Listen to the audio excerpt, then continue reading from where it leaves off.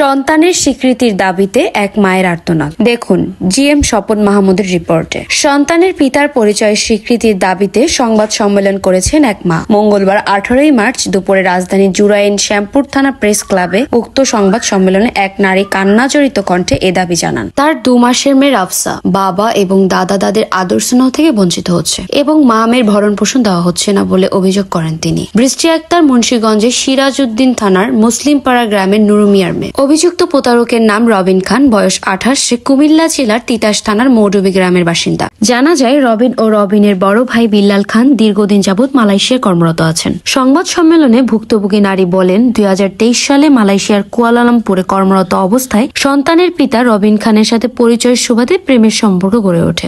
এক পর্যায়ে তারা মুসলিম ধর্ম অনুসারে পবিত্র বিবাহ বন্ধনে আবদ্ধ হন। কিন্তু মালয়েশিয়ার দেশের নিয়ম অনুযায়ী বিদেশি নাগরিকদের বিবাহ বন্ধন করা আইনগত বহির্ভূত। সে কারণে তারা মৌখিকভাবে বিবাহ বন্ধনে আবদ্ধ হন। কিছুদিন পর বৃষ্টি আক্তার গর্ভবতী হয়। রবিন ও তার বড় ভাই বিল্লালের পরামর্শে বাংলাদেশে চলে আসে। দেশে আসার 6 মাস পরে বৃষ্টি আক্তার একটি কন্যা সন্তান জন্ম দেয়। বৃষ্টি আক্তার এবং রবিনের ইচ্ছাতে সন্তানের নাম রাখা হয় রাফসা। রাফসা এর বয়স 2 মাস হলেও পিতার পরিচয় দিতে পারেনি। বাংলাদেশের আসার পরেও রবিনের সাথে যোগাযোগ হয়, কিন্তু পরবর্তীতে পারিবারিক চাপে রবিন মোবাইল বন্ধ করে দেয়। তখন কোনো উপায় না দেখে কুমিল্লার রবিনের বাড়িতে যায়। সেখানে কোনো সুরাহা করা সম্ভব হয়নি।